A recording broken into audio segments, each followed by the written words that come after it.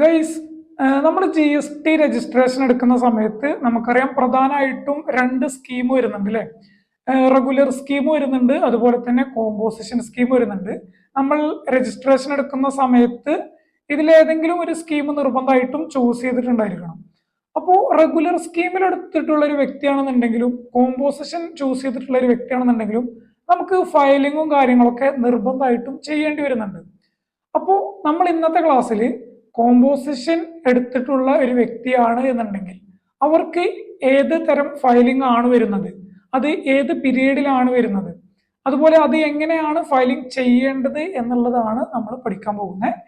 So നമുക്ക് എന്ത് ചെയ്യാം, കോമ്പോസിഷനുള്ള ഒരു വ്യക്തി ചെയ്യേണ്ട കാര്യങ്ങൾ എന്തൊക്കെയാണ്, ഏതൊക്കെ ഫയലിംഗ് ആണ് ചെയ്യേണ്ടത് എന്നുള്ളത് നമുക്ക് നോക്കിയോക്കാം.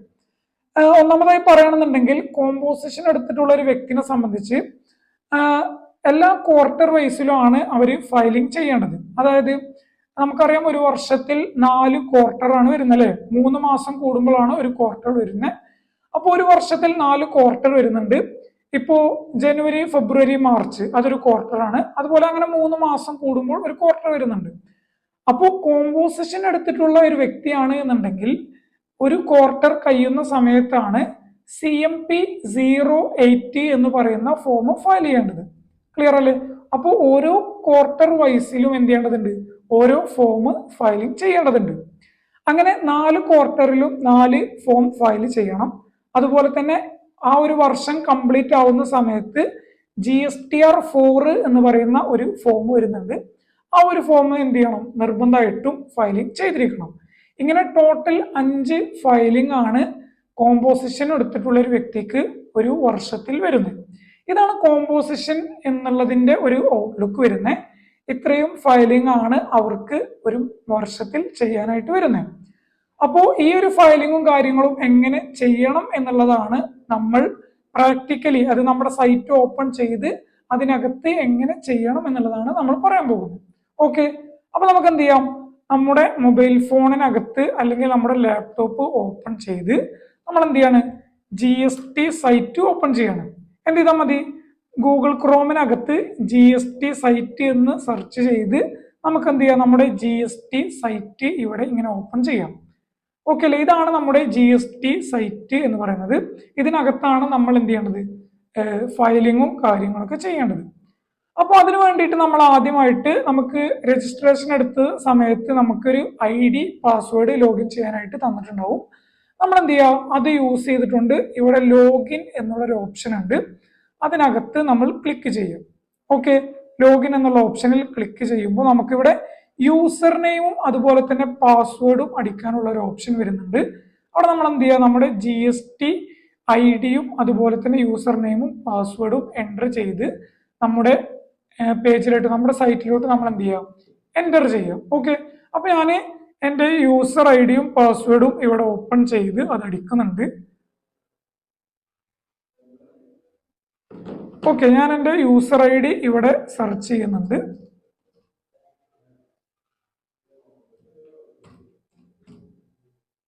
ഓക്കെ, ഞാനിവിടെ യൂസർ ID ആണ് സെർച്ച് ചെയ്ത് കൊടുക്കുന്നത്. അതുപോലെ തന്നെ ഇവിടെ നമ്മൾ എന്ത് ചെയ്യുക, നമ്മുടെ പാസ്വേഡും ടൈപ്പ് ചെയ്ത് കൊടുക്കുക.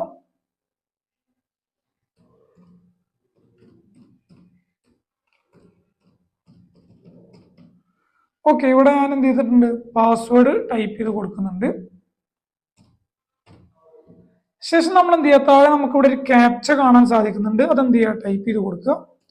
681260. നമ്മൾ എന്ത് ചെയ്യുക, ഈ ക്യാപ്ച കൂടെ ടൈപ്പ് ചെയ്തതിന് ശേഷം നമ്മൾ എന്ത് ചെയ്യുക, ഇത് താഴെ കാണുന്നതിൽ എൻ്റർ ചെയ്ത് നമ്മുടെ സൈറ്റ് ഇപ്പോൾ ഇവിടെ ഓപ്പൺ ആയിട്ടുണ്ട്. ഇതാണ് നമ്മുടെ GST ID-യും പാസ്വേഡും അടിച്ചു കഴിഞ്ഞാൽ ഇങ്ങനെയാണ് വരുന്നത്. ക്ലിയർ അല്ലേ? ഇതിനകത്ത് നമ്മളിപ്പോൾ എന്തിനാണ് എൻ്റർ ചെയ്തത്, CMP 080 എന്ന് പറയുന്ന എന്താണ് ഫോം, ക്വാർട്ടർലി ഫോം നമുക്ക് എന്ത് ചെയ്യണം, ഫയലിംഗ് ചെയ്യണം. അതുപോലെ തന്നെ നമ്മുടെ GSTR 4 ഒരു 4 മാസം, നമ്മൾ 3 മാസം കൂടുമ്പോൾ നമ്മൾ എന്ത് ചെയ്യുന്നുണ്ട്, ഒരു CMP 080 പറയുന്ന ഫോം ഫയൽ ചെയ്യുന്നുണ്ട്. അതിന്റെ പർപ്പസ് എന്താണെന്നുള്ളത് ഞാൻ പറഞ്ഞു തരാം. അതുപോലെ തന്നെ ആനുവലി ചെയ്യേണ്ട ഫോമാണ് ഇത് GSTR 4 എന്ന് പറയുന്നത്. അപ്പൊ നമ്മൾ 4 ക്വാർട്ടറിലും ചെയ്യുന്ന CMP 080 അത് ചെയ്തതിന് ശേഷം നമ്മൾ എന്ത് ചെയ്യണം, ആനുവലി GSTR4 ചെയ്യേണ്ടതുണ്ട്. ക്ലിയർ അല്ല? അതിന്റെ ഡ്യൂ ഡേറ്റും കാര്യങ്ങളൊക്കെ ഞാൻ പറഞ്ഞു തരാം. അതിനു മുമ്പായിട്ട് നമ്മൾ CMP08 ചെയ്യാനായിട്ട് എവിടെയാണ് വരേണ്ടതെന്ന് വെച്ച് കഴിഞ്ഞാൽ നമുക്കിവിടെ കാണാം അല്ലേ, ഇവിടെ ഒരുപാട് ഓപ്ഷൻസ് ഉണ്ട്. ഇതിൽ സർവീസ് എന്നതിൽ ക്ലിക്ക് ചെയ്യാം. ദെൻ ഇവിടെ താഴെ ഒരുപാട് ഓപ്ഷൻ കാണാം. ഇതിൽ റിട്ടേൺസ് എന്നുള്ള ഓപ്ഷൻ കണ്ടോ? ഈ റിട്ടേൺസിൽ ക്ലിക്ക് ചെയ്ത് താഴെ റിട്ടേൺ ഡാഷ്ബോർഡ് കണ്ടോ? ഇതിനകത്താണ് നമ്മൾ ഫയലിംഗ് ചെയ്യേണ്ടത്. ഓക്കെ, അപ്പൊ എന്ത് ചെയ്യാം, റിട്ടേൺ ഡാഷ്ബോർഡ് ക്ലിക്ക് ചെയ്യുന്നുണ്ട്. ദെൻ ഇവിടെ ലോഡ് ആയതിനു ശേഷം നമുക്ക് ഇങ്ങനെ ഒരു വിൻഡോ ഇവിടെ കാണാൻ സാധിക്കും. ദെൻ ഇവിടെ നമുക്ക് ഫിനാൻഷ്യൽ ഇയർ കാണാം, അതുപോലെ ഏത് ക്വാർട്ടറിലേതാണ് നമ്മൾ ചെയ്യുന്നത് എന്നുള്ളത് ഇവിടെ കാണാൻ സാധിക്കും. അതുപോലെ അതിന്റെ പീരിയഡും ഇവിടെ കാണാൻ സാധിക്കും. ക്ലിയർ? അപ്പോ നമ്മൾ ഇപ്പൊ ചെയ്യാൻ പോകുന്നത്, നമുക്കറിയാം ഇപ്പോ 2025-26 ഫിനാൻഷ്യൽ ഇയർ ആണ്. ദെൻ ക്വാർട്ടർ വരുന്നത് ഏതാ? ജനുവരി, ഫെബ്രുവരി, മാർച്ച് നമ്മുടേത് കഴിഞ്ഞു പോയി, അത് കഴിഞ്ഞ വർഷത്തിലായിരുന്നു. ഇപ്പൊ നിലവിലുള്ളത് ഏപ്രിൽ, മെയ്, ജൂൺ എന്ന് പറയുന്ന ക്വാർട്ടറിലാണ് നമ്മളുള്ളത്. അപ്പോൾ ഇത് എപ്പോഴാണ് ഫയൽ ചെയ്യേണ്ടത് എന്ന് വെച്ച് കഴിഞ്ഞാല് CMP08 ഫയൽ ചെയ്യേണ്ട ഡേറ്റ് വരുന്നത്, ഡ്യൂ ഡേറ്റ് വരുന്നത് ഒരു ക്വാർട്ടർ എൻഡ് ചെയ്ത് നെക്സ്റ്റ് അടുത്ത മാസം 18-ാം തീയതിക്കുള്ളിലാണ് നമ്മൾ എന്ത് ചെയ്യേണ്ടത്? CMP08 ഫയലിംഗ് ചെയ്യേണ്ടത്. അതാണ് അതിന്റെ ലാസ്റ്റ് ഡ്യൂ ഡേറ്റ് വരുന്നത്. ഇപ്പൊ ഫോർ എക്സാമ്പിൾ പറയുകയാണെന്നുണ്ടെങ്കിൽ ജനുവരി, ഫെബ്രുവരി, മാർച്ച് എന്ന് പറയുന്നത് ഒരു ക്വാർട്ടർ ആണ്. അതിൻ്റെത് നമ്മൾ എപ്പോഴാണ് ഫയൽ ചെയ്യേണ്ടത്? മാർച്ച് കഴിഞ്ഞ അടുത്ത മാസം ഏതാണ്? ഏപ്രിൽ 18-ാം തീയതിയാണ് അതിന്റെ ഡ്യൂ ഡേറ്റ് വരുന്നത്. ജനുവരി, ഫെബ്രുവരി, മാർച്ച് അതിന്റെ ഡ്യൂ ഡേറ്റ് വരുന്നത് ഏപ്രിൽ 18-ാം തീയതിയാണ്. അതിനുള്ളിൽ നമ്മൾ CMP08 ഫയൽ ചെയ്തിട്ടുണ്ടാവണം. ക്ലിയർ? ദെൻ ഇപ്പൊ നമ്മുടെ വിൻഡോ ഏതാന്ന് വെച്ച് കഴിഞ്ഞാൽ നമ്മൾ ഇവിടെ ഓപ്പൺ ആക്കിയിട്ടുള്ളത് ഏപ്രിൽ ടു ജൂൺ ആണ്. അതായത് ഏപ്രിൽ, മെയ്, ജൂൺ. ഇതിന്റെ നമ്മൾ എപ്പോഴാണ് ഫയൽ ചെയ്യേണ്ടത്? ജൂൺ കഴിഞ്ഞിട്ട് ഏതാണ് മാസം? ജൂലൈ മാസം. ജൂലൈ മാസം 18-ാം തീയതിയാണ് ഇതിന്റെ ലാസ്റ്റ് ഡ്യൂ ഡേറ്റ് വരുന്നത്. അപ്പൊ നമ്മൾ എന്ത് ചെയ്യണം? ജൂലൈ 18-ാം തീയതിക്കുള്ളിലായിട്ട് ഇത് ഫയലിംഗ് ചെയ്തിട്ടുണ്ടാവണം. ക്ലിയർ ആണോ? യെസ്. അങ്ങനെയാണെന്നുണ്ടെങ്കിൽ ഞാനൊരു ഫയലിംഗ് ചെയ്ത ഒരു ക്വാർട്ടർ കാണിച്ചു തരാം. ഓക്കെ, നമുക്കിവിടെ സെലക്ട് ചെയ്ത് സെർച്ച് കൊടുത്തു കഴിഞ്ഞാൽ നമുക്കിവിടെ കാണാൻ സാധിക്കും. ഇതാണ് നമ്മുടെ CMP08 വരുന്നത്. Statement four payment of self assessed tax. നമ്മൾ സെയിൽ നടത്തി കഴിഞ്ഞാൽ അതിന്റെ ടാക്സും സെയിൽ എമൗണ്ട് ഒക്കെ കാണിക്കേണ്ടത് എവിടെയാണ്? CMP08 കാണിക്കേണ്ടത്. ഏത് മാസത്തെയാണ് കാണിക്കേണ്ടത്? നമ്മൾ ഇത് എല്ലാ മാസവും ഫയൽ ചെയ്യേണ്ടതുണ്ടോ? ഇല്ല, ക്വാർട്ടർ വൈസ് ആണ് ചെയ്യേണ്ടത്. അതായത് ജനുവരി, ഫെബ്രുവരി, മാർച്ചിന്റെ സെയിൽ നമ്മളെപ്പോൾ കാണിക്കണം? മാർച്ച് കഴിഞ്ഞ് ഏപ്രിൽ മാസം 18-ാം തീയതിക്കുള്ളിലാണ് കാണിക്കേണ്ടത്. ഓക്കെ, ഞാനിവിടെ ഓപ്പൺ ചെയ്തിട്ടുള്ളത് കഴിഞ്ഞ വർഷം, അതായത് 2024-25 ഫിനാൻഷ്യൽ ഇയറിലെ ക്വാർട്ടർ നമ്പർ 4, ലാസ്റ്റ് ക്വാർട്ടർ ഏതാണ്? ജനുവരി ടു മാർച്ച് ആണ് ലാസ്റ്റ് ക്വാർട്ടർ വരുന്നത്. അതിന്റെ പീരീഡ് ആണ് ഞാനിവിടെ സെർച്ച് ചെയ്തിട്ടുള്ളത്. ഇപ്പൊ ഇത് ഓൾറെഡി ഇവിടെ ഫയൽഡ് ആണ് അല്ലെ? ഇത് ഫയൽ ചെയ്യേണ്ട ലാസ്റ്റ് ഡേറ്റ് എന്നായിരുന്നു? ജനുവരി മുതൽ മാർച്ച് വരെ ഉള്ളത് ഏപ്രിൽ മാസം 18-ാം തീയതിയാണ് ലാസ്റ്റ് ഡേറ്റ് വരുന്നത്. അതായത് ഏപ്രിൽ മാസം 18-ാം തീയതി വരുന്നേ ഉള്ളൂ. നമ്മൾ എന്ത് ചെയ്തിട്ടുണ്ട്? ഇവിടെ ഫയലിംഗ് ചെയ്തു വെച്ചിട്ടുണ്ട്. ക്ലിയർ? അപ്പൊ നമുക്കിത് ഫയൽ ചെയ്ത് വെച്ചത് കാണാൻ വേണ്ടിയിട്ട് നമുക്കിവിടെ വ്യൂ CMP08 എന്നുള്ളൊരു ഓപ്ഷൻ കാണാം. നമ്മൾ എന്ത് ചെയ്യുക? അതിനകത്ത് ക്ലിക്ക് ചെയ്ത് കഴിഞ്ഞാൽ നമ്മൾ ഫയൽ ചെയ്തത് ഇവിടെ കാണാൻ സാധിക്കും. ക്ലിയർ അല്ലേ? യെസ്. അങ്ങനെയാണെന്നുണ്ടെങ്കിൽ നമുക്കിവിടെ കാണാം, ഇതാണ് നമ്മുടെ ജനുവരി, ഫെബ്രുവരി, മാർച്ച് ഈ 3 മാസം, അതായത് 4th ക്വാർട്ടറിലെ CMP08 ഫയൽ ചെയ്തതിന്റെ സമ്മറിയാണ് നമുക്കിവിടെ കാണാൻ സാധിക്കുന്നത്. ഓക്കെ, ഇതിൽ 4 റോ നമുക്കിവിടെ കാണാം. 1, 2, 3, 4 ഇങ്ങനെ 4 റോ നമുക്കിവിടെ കാണാൻ സാധിക്കുന്നുണ്ട്. ഈ ഒരു കാര്യം മാത്രമേ CMP08 വരുന്നുള്ളൂ. സിമ്പിൾ ആണ്. നമുക്ക് ഈ 4 റോ എന്താണ് എന്നുള്ളത് മാത്രം മനസ്സിലാക്കിയാൽ മതി. നമുക്ക് എന്ത് ചെയ്യാൻ പറ്റും? സിമ്പിൾ ആയിട്ട് ഇതിനകത്ത് ഡാറ്റ എൻട്രി ചെയ്യാൻ പറ്റും. ഓക്കെ, അപ്പൊ നമുക്ക് ഇത് എന്താണ് എന്നുള്ളത് ജസ്റ്റ് നോക്കിയേക്കാം. അതിനു മുമ്പായിട്ട് ഇവിടെ മുകളിൽ കാണുന്നുണ്ടോ? ഇവിടെ കാണാം summary of self assessed liability ആണ്. ഇവിടെ കാണാം net of advances, credit and debit notes and any other adjustment due to അമെൻമെന്റ്സ് എക്സെട്ര എന്ന് വെച്ച് കഴിഞ്ഞാല് ഇപ്പൊ നമ്മൾ സെയിൽ ചെയ്ത് കഴിഞ്ഞു കഴിഞ്ഞാല് ഇപ്പൊ ക്രെഡിറ്റ് നോട്ട്, ഡെബിറ്റ് നോട്ട് ഒക്കെ ചിലപ്പോൾ ഇഷ്യൂ ചെയ്തിട്ടുണ്ടാവും അല്ലെ? അങ്ങനെയൊക്കെ ഇഷ്യൂ ചെയ്തത് എല്ലാം അഡ്ജസ്റ്റ് ആയി ലാസ്റ്റ് നെറ്റ് ഫിഗർ ആണ് ഇതിനകത്ത് വരുന്നത്. ഇതിനകത്ത് നമ്മൾ കാണിക്കേണ്ടത്. ക്ലിയർ ആയോ?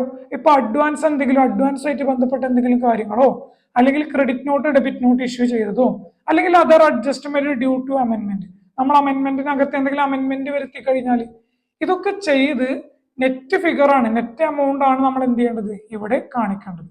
Okay, yes. നമുക്ക് എന്ത് ചെയ്യാം, ഓരോന്നും ഡീറ്റെയിൽ ആയിട്ട് നോക്കി നോക്കാം. നമുക്കിവിടെ കാണാം, ഒന്നാമത്തെ എന്താ വായിച്ചു നോക്കൂ, ഔട്ട്വാർഡ് സപ്ലൈസ്. എന്താ ഔട്ട്വാർഡ് സപ്ലൈ എന്ന് പറഞ്ഞു കഴിഞ്ഞാൽ നമ്മുടെ സെയിൽസിനെയാണ് നമ്മൾ എന്ത് പറയുന്നത്, ഔട്ട്വാർഡ് സപ്ലൈ എന്ന് പറയുന്നത്. എന്താ ഇവിടെ ബ്രാക്കറ്റിൽ കാണാം ഇൻക്ലൂഡിങ് എക്സെപ്റ്റ് സപ്ലൈ. അപ്പൊ ഇതിനകത്ത് നമ്മുടെ എല്ലാ ടൈപ്പ് സെയിലും നമ്മൾ എന്ത് ചെയ്യണം, ഇതിനകത്ത് കാണിക്കണം. ഔട്ട്വാർഡ് സപ്ലൈ എന്ന് പറഞ്ഞു കഴിഞ്ഞാൽ സെയിലാണ്. ഇൻക്ലൂഡിങ് എക്സെപ്റ്റ് സപ്ലൈ നമുക്കറിയാം, എക്സെപ്റ്റ് സപ്ലൈ അറിയാം, നിൽ റേറ്റ് അറിയാം, അതുപോലെ നോൺ GST സപ്ലൈ, ഇങ്ങനെ നടത്തിയ സപ്ലൈസും ഇതിനകത്ത് ഇൻക്ലൂഡ് ആണ്, ഇതിനകത്ത് ഇൻക്ലൂഡ് ആണ്. മനസ്സിലായില്ലേ? ഓക്കെ അല്ലേ? അതായത് നമ്മുടെ സ്ഥാപനത്തിൽ നടന്ന ഒരു ക്വാർട്ടറിൽ നടന്ന സെയിലാണ് നമ്മൾ ഇവിടെ കാണിക്കേണ്ടത്. ഓക്കെ, അത്രേ ഇതിനകത്ത് പറയുന്നുള്ളൂ. അതായത് നമുക്കിവിടെ കാണാം, ഇവിടെ ഓൾറെഡി ഫയൽ ചെയ്തിട്ടുള്ള നമ്മുടെ ഒരു ക്ലയന്റിൻ്റെതാണ്. ഇവിടെ കാണാം, നമുക്കിവിടെ വാല്യൂ കാണാം, ജനുവരി ഫെബ്രുവരി മാർച്ച് മാസത്തിന്റെ സെയിൽസ് ആണ് അദ്ദേഹം ഇവിടെ കാണിച്ചിട്ടുള്ളത് അല്ലെ. ഇവിടെ സെയിൽ എമൗണ്ട് കാണാം, ഇവിടെ നമുക്ക് ടാക്സ് എമൗണ്ടും കാണാം. ക്ലിയർ ആണോ? ഇതിനകത്ത് പ്രത്യേക ഒരു കാര്യം ശ്രദ്ധിക്കാം, നമ്മൾ taxable value plus except supply. Okay, ഇതിനകത്ത് സെയിൽ ചെയ്യുന്ന സമയത്ത് സെയിൽ എമൗണ്ട് ആയിട്ട് ടാക്സബിൾ സപ്ലൈ മാത്രമല്ല കാണിക്കുന്നത്, ഇതിനകത്ത് എന്ത് ഇൻക്ലൂഡ് ആണ്, എക്സെപ്റ്റ് സപ്ലൈയും ഇൻക്ലൂഡ് ആണ്. നിൽ റേറ്റ് നോൺ GST ഒക്കെ ഇവിടെ നമ്മൾ സെയിലായിട്ട് കാണിക്കും. ക്ലിയർ അല്ലേ? അപ്പൊ നമ്മൾ ടോട്ടൽ സെയിൽ എമൗണ്ട് ആ ഒരു ക്വാർട്ടറിൻ്റെത് ഇവിടെ കാണിക്കുക. ദെൻ നമുക്ക് ഇവിടെ ടാക്സ് എമൗണ്ട്, സെൻട്രൽ ടാക്സും സ്റ്റേറ്റ് ടാക്സും ഒക്കെ കാണിക്കാനുള്ള ഓപ്ഷൻ ഉണ്ട്. ഓക്കെ, അപ്പൊ ഇവിടെ കാണിച്ചിട്ടുണ്ട്. നമുക്കറിയാം, നമ്മൾ സെയിൽ ചെയ്യുന്നത്, നമ്മൾ ട്രേഡിംഗ് നടത്തുന്നവരാണെന്നുണ്ടെങ്കിൽ, കോമ്പോസിഷൻ ആണെന്നുണ്ടെങ്കിൽ 1% ആണ് വരുന്നത്. അതുപോലെ മാനുഫാക്ചറിങ് ആണെന്നുണ്ടെങ്കിൽ 1% ആണ് വരുന്നത്. അതായത് പിന്നെ നമുക്ക് സർവീസ് മാത്രം ചെയ്യുന്നവരാണെന്നുണ്ടെങ്കിൽ 6% ആണ് വരുന്നത്. റെസ്റ്റോറന്റ് സർവീസ് ചെയ്യുന്നവരാണെന്നുണ്ടെങ്കിൽ 5% ആണ് വരുന്നത്.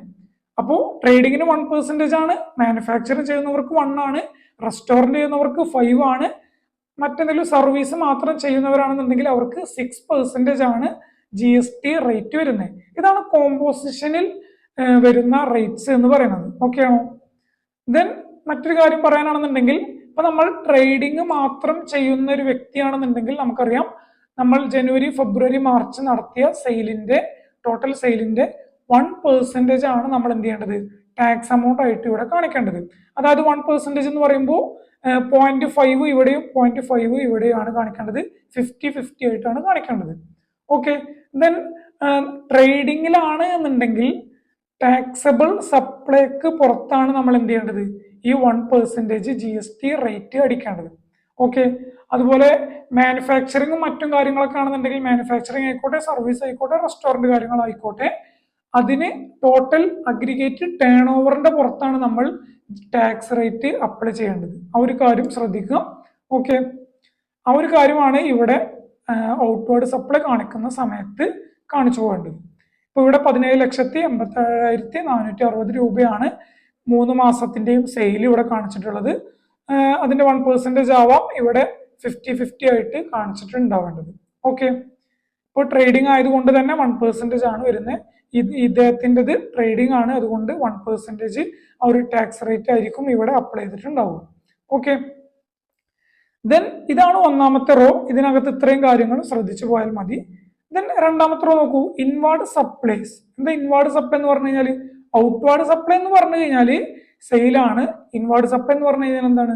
നമ്മുടെ പർച്ചേസ് ആണ് ഉദ്ദേശിക്കുന്നത്.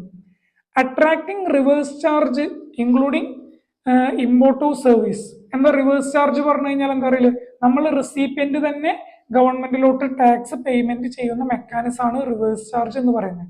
അപ്പൊ നമുക്ക് അങ്ങനത്തെ എന്തെങ്കിലും പർച്ചേസ് ആ ഒരു ക്വാർട്ടറിൽ വന്നിട്ടുണ്ടെങ്കിൽ ആ ഒരു പർച്ചേസിന്റെ ഡീറ്റെയിൽസ് ആണ് നമ്മൾ എന്ത് ചെയ്യേണ്ടത്, ഇവിടെ കാണിച്ചു പോകേണ്ടത്. ഓക്കെ, നമ്മൾ എന്ത് ചെയ്യും, ഇവിടെ പർച്ചേസിന്റെ വാല്യൂ കാണിക്കുക.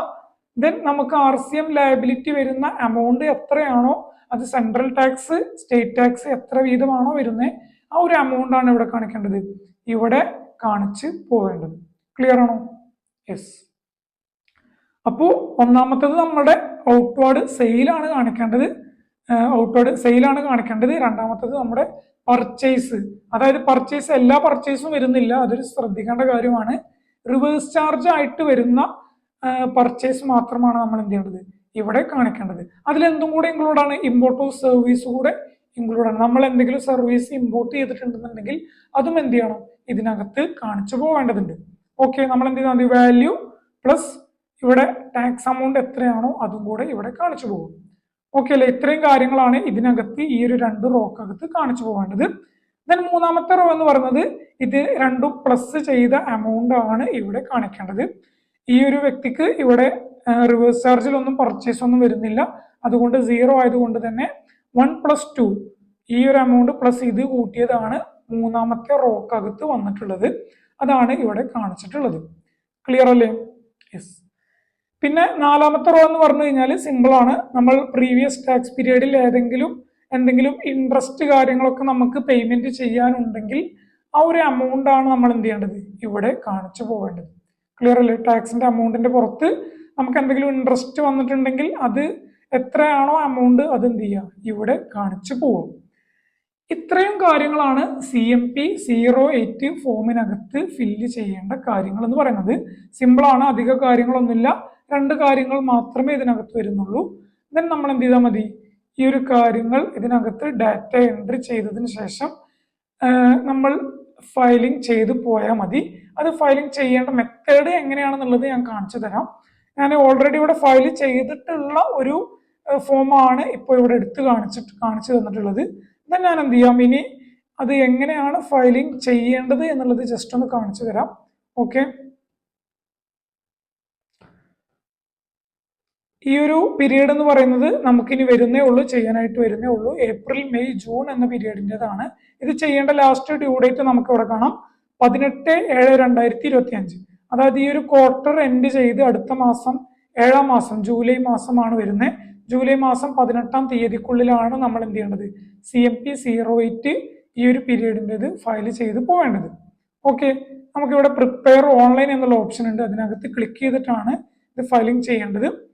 ഇനി ഒരു കാര്യം ശ്രദ്ധിക്കേണ്ടത്, നമുക്ക് ആ ഒരു ക്വാർട്ടറിൽ, ആ ഒരു ക്വാർട്ടർ എന്ന് പറഞ്ഞ ഈ 3 മാസത്തിൽ നമുക്ക് നമ്മുടെ സ്ഥാപനത്തിൽ സെയിലും ഒന്നും ഇല്ല, നിൽ ഫയലിംഗ് ആണ് എന്നുണ്ടെങ്കിൽ നമുക്ക് ഇവിടെ ഒരു ഓപ്ഷൻ കാണുന്നുണ്ട്, ഫയൽ നിൽ GST CMP 08 എന്നുള്ള ഒരു ഓപ്ഷൻ കാണുന്നുണ്ട്. അതിനകത്ത് എന്ത് ചെയ്താൽ മതി, ടിക്ക് ചെയ്തിട്ട് ഫയൽ ചെയ്താൽ മതി. നമുക്ക് സെയിലൊന്നും ഇല്ല എന്നുണ്ടെങ്കിൽ, നമുക്ക് 0 സെയിലാണ് എന്നുണ്ടെങ്കിൽ നമുക്ക് എന്ത് ചെയ്താൽ മതി, ഇങ്ങനെ നിൽ ഫയലിംഗ് ചെയ്യാനായിട്ട് പറ്റും. ക്ലിയർ ആണോ? എന്നിട്ട് നമ്മൾ എന്ത് ചെയ്യുക, ഇവിടെ സേവ് കൊടുത്തിട്ട് ആണ് ഫയലിംഗ് ചെയ്യേണ്ടത്.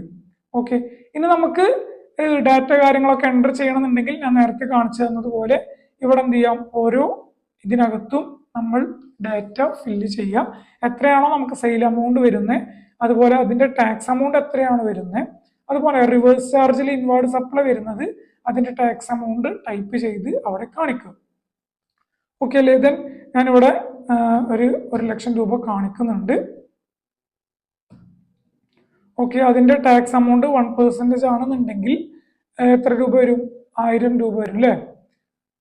അപ്പോൾ ഇവിടെ 500 രൂപയും വരും, ഇവിടെയും ഓട്ടോമാറ്റിക്കലി 500 രൂപ വരും. 1%, 1,00,000ത്തിന്റെ 1% ആണ് എന്നുണ്ടെങ്കിൽ ഇവിടെ 500 രൂപയും ഇവിടെ 500 രൂപയും 0.5 വെച്ച് വരും. ഇങ്ങനെ നമ്മൾ ഡാറ്റ എൻ്റർ ചെയ്തതിന് ശേഷം നമ്മളിവിടെ സേവ് എന്നുള്ളൊരു ഓപ്ഷൻ നിങ്ങൾക്ക് ഇവിടെ കാണാം. സേവ് എന്നുള്ള ഓപ്ഷനകത്ത് നമ്മൾ ക്ലിക്ക് ചെയ്യാം. ഓക്കെ, അപ്പോൾ നമ്മൾ ചെയ്ത കാര്യങ്ങൾ അവിടെ സേവ് ആയിട്ടുണ്ടാവും. ദെൻ അതിനുശേഷം നമുക്കിവിടെ പ്രൊസീഡ് ടു ഫയൽ എന്നുള്ളൊരു ഓപ്ഷൻ കാണാൻ സാധിക്കും. ആ ഒരു ഓപ്ഷനകത്ത് നമ്മൾ എന്ത് ചെയ്യുക, ഫയലിംഗ് ചെയ്യാനായിട്ട് ഇതിനകത്ത് ക്ലിക്ക് ചെയ്യാം. ക്ലിയർ അല്ലേ? യെസ്. അപ്പൊ നമുക്ക് ഇവിടെ ഇത്രയും കാര്യങ്ങൾ കാണാൻ സാധിക്കും. നമ്മൾ ചെയ്ത കാര്യങ്ങളൊക്കെ ഇവിടെ കാണാം. ഇത്രയും കാര്യങ്ങൾ ചെയ്തതിന് ശേഷമാണ് നമ്മൾ എന്ത് ചെയ്യേണ്ടത്,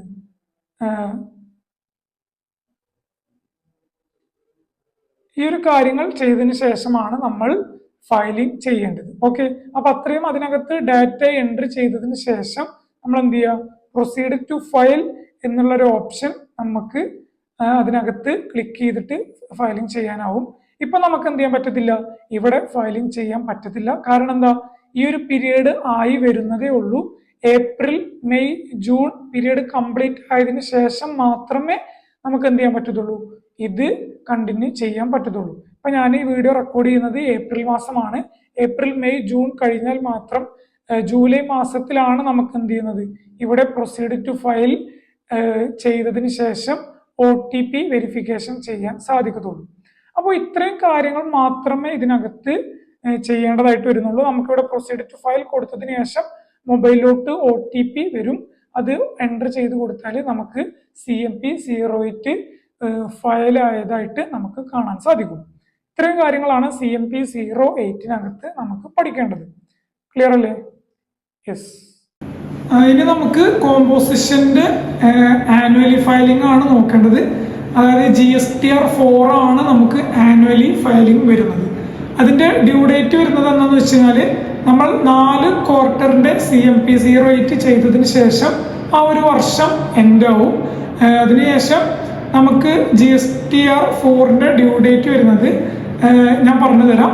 അത് എങ്ങനെയാണ് എടുക്കേണ്ടതെന്ന് വെച്ച് കഴിഞ്ഞാൽ നമ്മൾ സർവീസസിൽ പോയിട്ട് റിട്ടേൺസിൽ പോയിട്ട് ഇവിടെ ആനുവൽ റിട്ടേൺ എന്നുള്ളൊരു ഓപ്ഷൻ ഉണ്ടോ, ഇതിനകത്താണ് GSTR 4, അതായത് ആനുവലി റിട്ടേൺ ചെയ്യേണ്ട ഫോം ഇതിനകത്താണ് വരുന്നത്.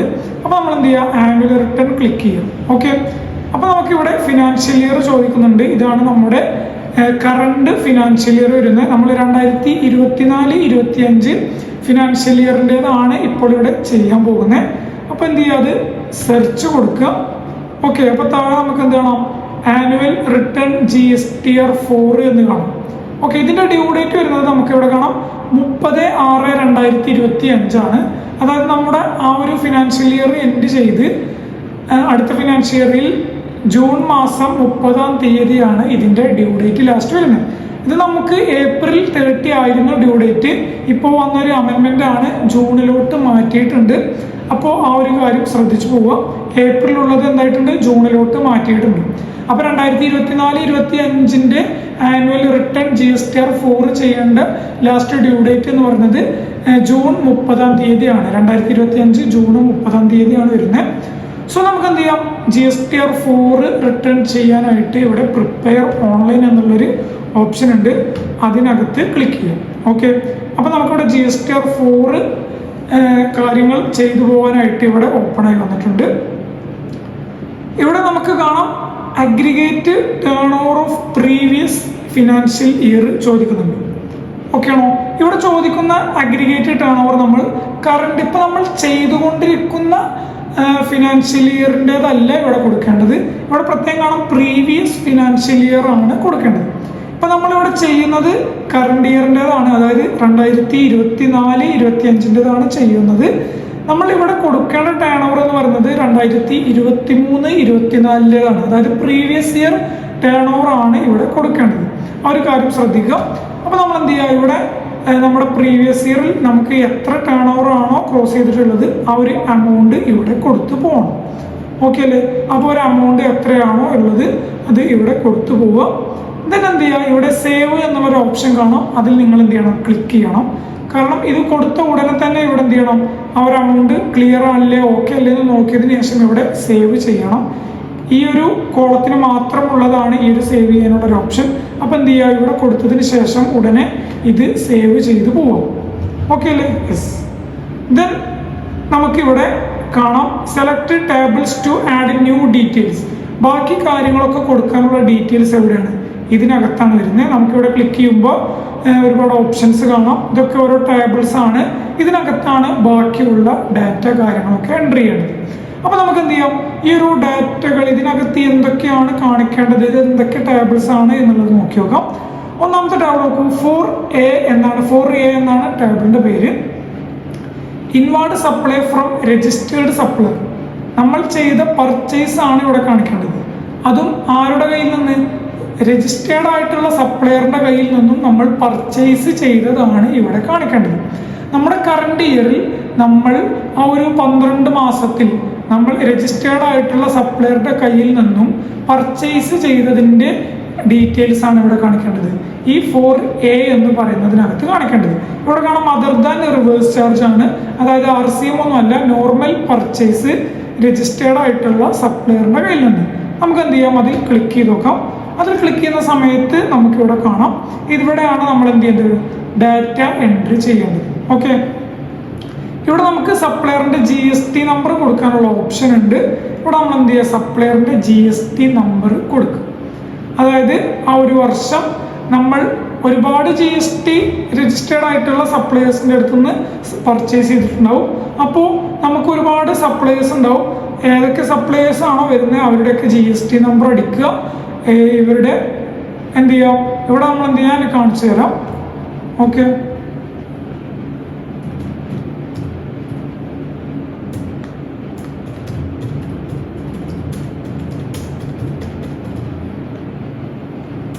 ഞാനൊരു GST നമ്പർ അവിടെ സെർച്ച് ചെയ്തിട്ട് കാണിച്ചു തരാം, അത് എങ്ങനെയാണ് അവിടെ കാണിക്കേണ്ടത് എന്നുള്ളത്.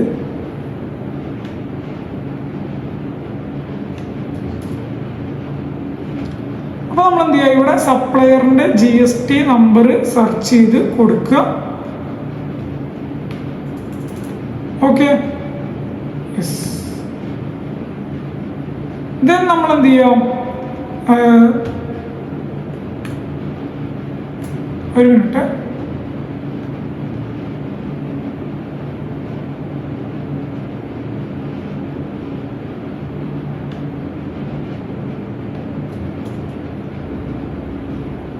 നമ്മൾ ആ ഒരു 12 മാസത്തിൽ പല സപ്ലയേഴ്സിൻ്റെ കയ്യിൽ നിന്നും അവിടെ സപ്ലയറിൻ്റെ കയ്യിൽ നിന്നും പർച്ചേസ് ചെയ്തിട്ടുണ്ടാവും.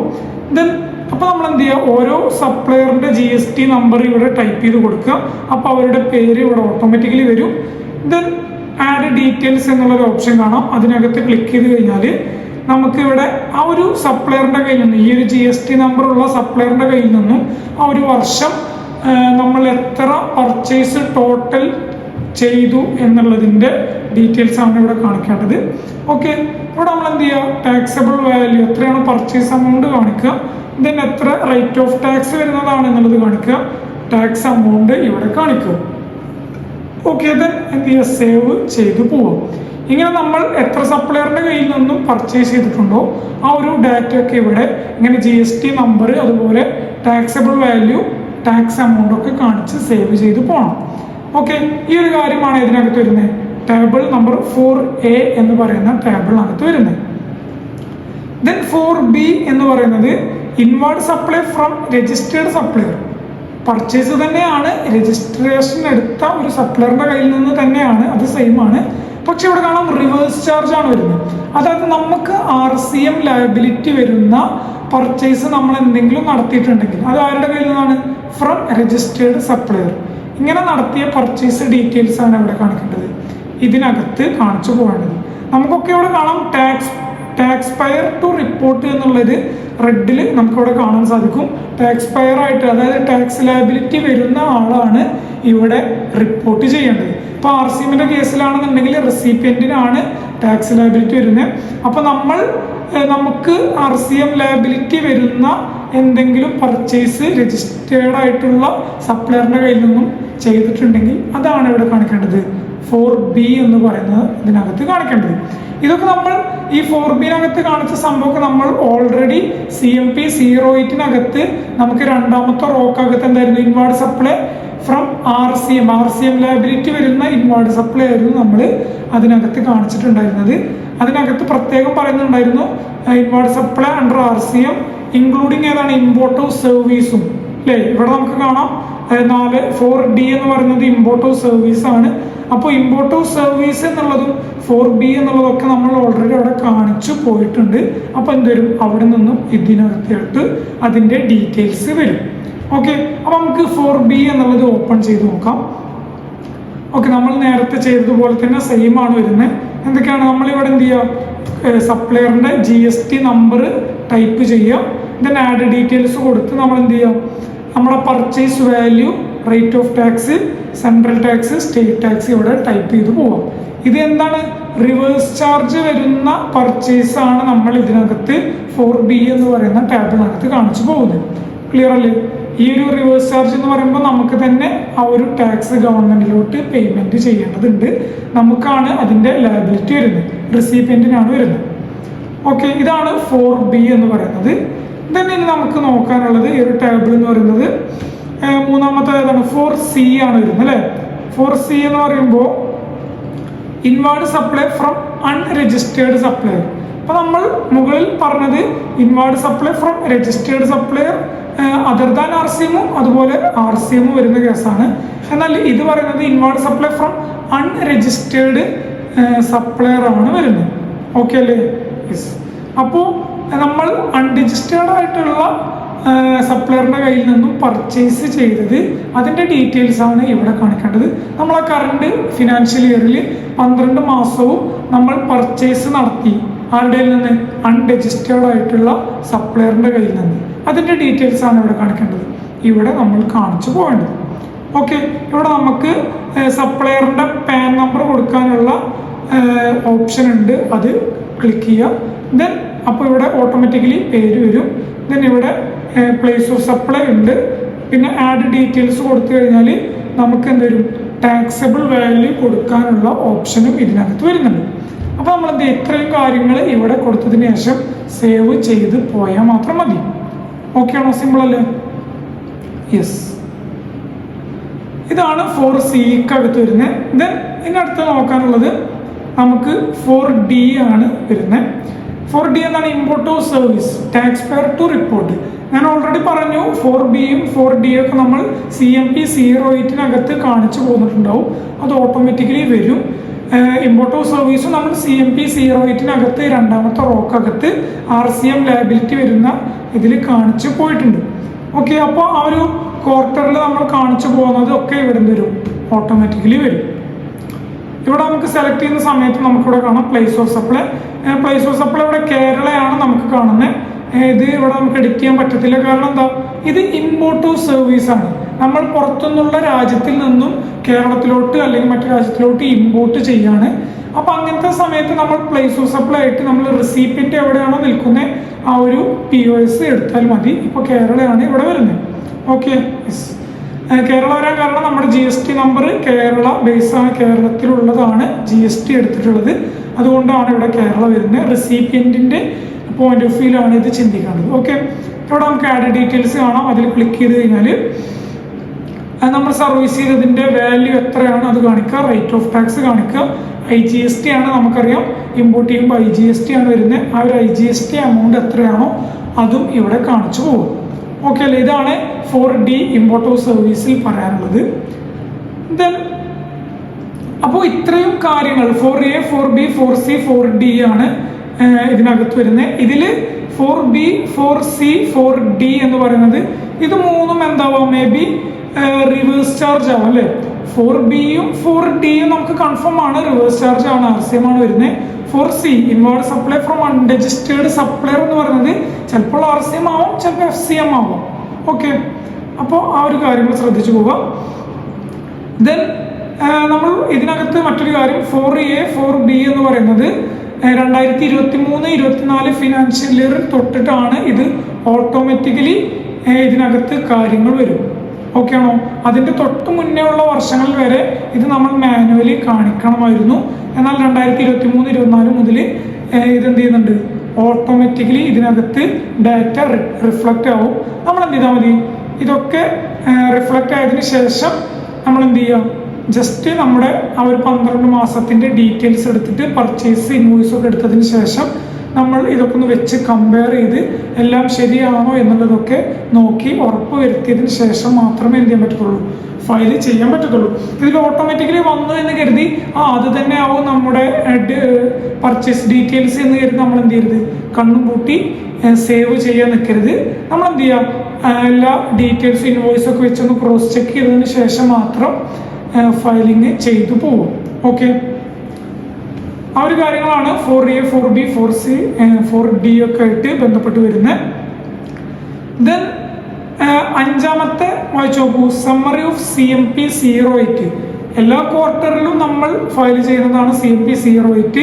ഇത് ഓട്ടോ ഡ്രാഫ്റ്റഡ് ബൈ സിസ്റ്റം, അതായത് ഓട്ടോമാറ്റിക്കലി ഇതിനകത്ത് ഇതിൻ്റെ ഡാറ്റ ഒരു സമ്മറി 12 മാസം ചെയ്തതിൻ്റെ സമ്മറി ഇതിനകത്ത് ഓട്ടോമാറ്റിക്കലി റിഫ്ലക്റ്റ് ആവും. അത് നമ്മൾ എന്ത് ചെയ്യുക? ജസ്റ്റ് ഒന്ന് ചെക്ക് ചെയ്ത് നോക്കുക. ഓക്കെ ആണോ? യെസ്. ഇതിനകത്ത് നമുക്ക് കാണാം നമ്മൾ 12 മാസം ചെയ്തതിൻ്റെ ഡീറ്റെയിൽസും ഇവിടെ ഓട്ടോമാറ്റിക്കലി വരും. ഓക്കെ, അതൊന്നും നമ്മൾ എന്ത് ചെയ്യുക, ചെക്ക് ചെയ്ത് പോവാം.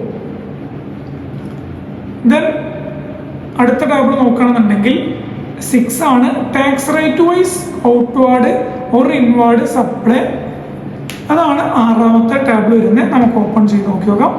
അതായത് ഇതിനകത്ത് നമ്മൾ ഔട്ട്വാർഡ് സപ്ലൈ കാണിക്കാനുള്ള ഓപ്ഷൻ ഉണ്ട്, അതുപോലെ തന്നെ ഇൻവാർഡ് സപ്ലൈ കാണിക്കാനുള്ള ഓപ്ഷനും ഉണ്ട്. ഓക്കെ, നമ്മൾ എന്ത് ചെയ്യുക, ഇതിവിടെ കാണിക്കേണ്ടത് ഔട്ട്വാർഡ് സപ്ലൈ 0 റൈറ്റ് വൈസ്, ഇവിടെ നമുക്ക് കാണാമല്ലേ ടാക്സ് റൈറ്റ് വൈസ് ഡീറ്റെയിൽസ് ആണ് ഇവിടെ കൊടുക്കേണ്ടത്. അതായത് ഔട്ട്വാർഡ് എന്ന് പറയുമ്പോൾ സെയിലാണ്, നമ്മളിപ്പോൾ ഔട്ട്വാർഡ് സപ്ലൈ എന്നുള്ള ടാബിളിലാണ് നിൽക്കുന്നത്. ഔട്ട്വാർഡ് 0 റേറ്റ് വരുന്ന ഔട്ട്വാർഡ് സപ്ലൈ നമ്മൾ ചെയ്തിട്ടുണ്ടെങ്കിൽ, അതായത് എക്സംപ്റ്റ് സപ്ലൈ അങ്ങനെ കാര്യങ്ങളൊക്കെയാണ് പറയുന്നത്, ആ ഒരു വാല്യൂ കാര്യങ്ങളാണ് ഇവിടെ കൊടുക്കേണ്ടത്. ഓക്കെ, ദെൻ ഇവിടെ ഔട്ട്വാർഡ് 1% റേറ്റ് ഓഫ് ടാക്സ് 1%. നമുക്കറിയാം ട്രേഡർ മാനുഫാക്ചർ ഒക്കെ ആണെന്നുണ്ടെങ്കിൽ 1% ആണ് വരുന്നത്. ആ ഒരു വർഷത്തിൽ നമ്മൾ കറണ്ട് ഫിനാൻഷ്യൽ ഇയറിൽ നമ്മൾ 12 മാസം ചെയ്ത 1% ടാക്സ് റേറ്റ് വരുന്ന സെയിലാണ് ഇവിടെ കാണിക്കേണ്ടത്. ദെൻ 2% ഇപ്പോൾ നിലവിലില്ല, സോ അത് വിട്ടേക്കുക. ദെൻ 5% നമുക്കറിയാം റെസ്റ്റോറൻറ്റ് സർവീസ് ചെയ്യുന്നവർക്കാണ് 5% വരുന്നത്.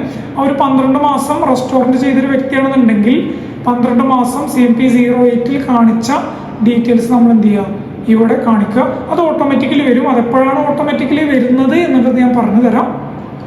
ഈ ഒരു കാര്യങ്ങളൊക്കെ ഓട്ടോമാറ്റിക്കലി വരും കേട്ടോ. ഇതൊക്കെ എപ്പോൾ വരും എന്നുള്ളത് ഞാൻ പറഞ്ഞുതരാം. ദെൻ 6% ആർക്ക് വരുന്നത്, സർവീസ് ചെയ്യുന്നവർക്കാണ് 6% വരുന്നത്.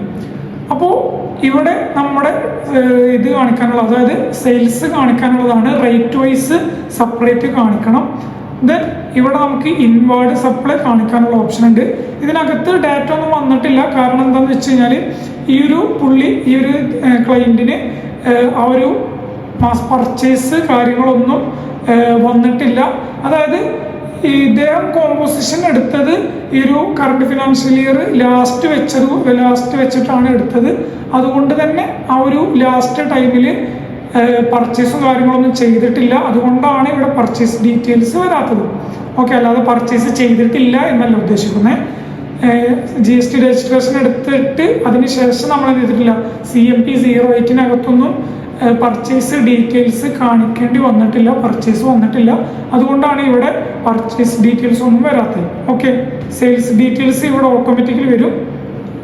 അത് എപ്പോഴാണ് വരുന്നതെന്ന് വെച്ച് കഴിഞ്ഞാൽ നമുക്കിവിടെ കാണാം കമ്പ്യൂട്ട് ലയബിലിറ്റി എന്നൊരു ഓപ്ഷൻ കാണുന്നുണ്ടോ, ഈ ഒരു റൈറ്റ് സൈഡിൽ താഴെയായിട്ട്. ഇത് ക്ലിക്ക് ചെയ്യുന്ന സമയത്താണ് അതിനകത്ത് ഓട്ടോമാറ്റിക്കലി കാര്യങ്ങൾ വരുന്നത്. Okay, yes. ഇനി നമുക്ക് ലാസ്റ്റ് ഒരു ടേബിൾ കൂടെ ഇതിനകത്ത് വരുന്നുണ്ട്, TDS or TCS credit received. അതായത് നമുക്ക് ആ ഒരു വർഷത്തിൽ കറണ്ട് ഫിനാൻഷ്യൽ ഇയറിൽ എന്തെങ്കിലും TDS ഓ TCS ഒക്കെ ക്രെഡിറ്റ് ആയിട്ടുണ്ടെങ്കിൽ ആ ഒരു ഡീറ്റെയിൽസും കാര്യങ്ങളൊക്കെയാണ് ഇതിനകത്ത് വരുന്നത്. ഇതും ഓട്ടോ ഡ്രാഫ്റ്റഡ് ബൈ സിസ്റ്റം ആണ്, ഓട്ടോമാറ്റിക്കലി ഇതിനകത്ത് വരും. ക്ലിയർ അല്ലേ? അതിൽ വരുന്ന ഫണ്ട് ഉപയോഗിച്ച് നമുക്ക് എന്ത് ചെയ്യാം, ടാക്സ് പേയ്മെൻ്റ് ഒക്കെ ചെയ്യാനായിട്ട് പറ്റും. അപ്പോൾ ഇത്രയും കാര്യങ്ങളാണ് ഇതിനകത്ത് ടേബിൾസ് ആയിട്ട് വരുന്നത്. 4, 5, 6, 7 ടേബിൾസ് ഇതിനകത്ത് വരുന്നുണ്ട്. ഈ ഒരു 7 ടേബിൾസും നമ്മൾ ഇതിനകത്ത് വന്ന കാര്യങ്ങളൊക്കെ നമ്മുടെ ബില്ലും കാര്യങ്ങളൊക്കെ വെച്ചൊന്ന് ക്രോസ് ചെക്ക് ചെയ്ത് ശരിയാണോ എന്നുള്ളത് കൺഫേം ചെയ്യാം. എന്തെങ്കിലും മിസ്റ്റേക്സ് ഉണ്ടെന്നുണ്ടെങ്കിൽ നമുക്കിത് എഡിറ്റബിൾ ആണ്, എഡിറ്റ് ചെയ്യാനായിട്ട് പറ്റും. ഓക്കെ, അപ്പോൾ ആ ഒരു കാര്യങ്ങളൊക്കെ ശ്രദ്ധിച്ചു പോവുക. ഇത്ര കാര്യങ്ങൾ ഈ GSTR 4 ചെയ്യുന്നതായിട്ട് വരുന്നുള്ളൂ. ദെൻ ഇതൊക്കെ ചെയ്തതിന് ശേഷം നമുക്ക് എന്ത് ചെയ്യാം, ഇവിടെ കമ്പ്യൂട്ട് ലയബിലിറ്റി എന്നുള്ളൊരു ഓപ്ഷൻ ഉണ്ട്. അതിൽ ക്ലിക്ക് ചെയ്ത് കഴിഞ്ഞാൽ നമുക്ക് ഇവിടെ കാണാം compute liability request has been received എന്ന് പറഞ്ഞുകൊണ്ട് നമുക്ക് കാണാൻ പറ്റും. അത് വെച്ചിട്ടാണ് നമ്മൾ പിന്നെ എന്ത് ചെയ്യേണ്ടത്, ഫയലിങ്ങും കാര്യങ്ങളും ചെയ്യേണ്ടത്. Okay, yes. കമ്പ്യൂട്ടർ ലയബിലിറ്റി കൊടുത്തതിന് ശേഷം ഇവിടെ മുകളിൽ റീഫ്രഷ് ബട്ടൺ കാണാൻ സാധിക്കും. നമ്മൾ എന്ത് ചെയ്യുക, റീഫ്രഷ് ബട്ടണിൽ വന്ന് ജസ്റ്റ് ഒന്ന് ക്ലിക്ക് ചെയ്യണം. Okay, yes. എന്ത് ചെയ്യുക, ജസ്റ്റ് ആ റീഫ്രഷ് ബട്ടൺ ഒന്ന് ക്ലിക്ക് ചെയ്യുക. അപ്പോൾ ഇവിടെ പ്രൊസീഡ് ടു ഫയൽ എന്നുള്ള ഓപ്ഷൻ കാണാൻ സാധിക്കും. ഇതിൽ ക്ലിക്ക് ചെയ്തിട്ടാണ് നമ്മൾ എന്ത് ചെയ്യേണ്ടത്, GSTR 4 ഫയലിംഗ് ചെയ്യേണ്ടത്. ഓക്കെ, അപ്പോൾ ഞാനിവിടെ ജസ്റ്റ് ക്ലിക്ക് ചെയ്തിട്ടുണ്ട്. നമുക്കിനി ഇവിടെ താഴെ വരാം. ഇവിടെ താഴെ വന്നതിന് ശേഷം നമുക്കിവിടെ കാണാൻ സാധിക്കും കണ്ടിന്യൂ എന്നുള്ളൊരു ഓപ്ഷൻ കാണാം. അതിനകത്ത് ക്ലിക്ക് ചെയ്യാം. ഓക്കെ, ഇവിടെ ക്ലിക്ക് ചെയ്തിട്ടുണ്ട്. ദെൻ നമുക്കിവിടെ താഴെ വന്നു കഴിഞ്ഞാൽ ഇവിടെ ഇത്തരം ഓപ്ഷൻസ് ഇവിടെ കാണാൻ പറ്റും. ഈ GSTR4 നമുക്ക് എന്തെങ്കിലും ഡൗൺലോഡ് ചെയ്യണമെന്നുണ്ടെങ്കിലൊക്കെ ഇവിടെ എന്ത് ചെയ്യാം, ഡൗൺലോഡ് ചെയ്യാനായിട്ട് പറ്റും. ഓക്കെ, ഇത്രയും കാര്യങ്ങളാണ് നമുക്കിതിനകത്ത് പറയേണ്ടത്. ദെൻ നമ്മളിവിടെ ഏറ്റവും താഴെ വന്നതിന് ശേഷം ഇവിടെ ലെഫ്റ്റ് സൈഡിലായിട്ട് നമുക്കൊരു ടിക്ക് ചെയ്യാനുള്ള ഒരു ഓപ്ഷൻ ഇവിടെ കാണാൻ സാധിക്കും. ഇവിടെ ശ്രദ്ധിച്ച് നോക്കിയാൽ കാണാൻ പറ്റും. അതിനകത്ത് ടിക്ക് ചെയ്തതിന് ശേഷം ഇവിടെ ഓതറൈസ്ഡ് സിഗ്നറ്ററി പേര് സെലക്ട് ചെയ്യാൻ വരും. ഇത് സെലക്ട് ചെയ്യാം. എന്നിട്ട് ഇവിടെ ഫയൽ GSTR4 എന്നുള്ളൊരു ഓപ്ഷൻ ഉണ്ട്.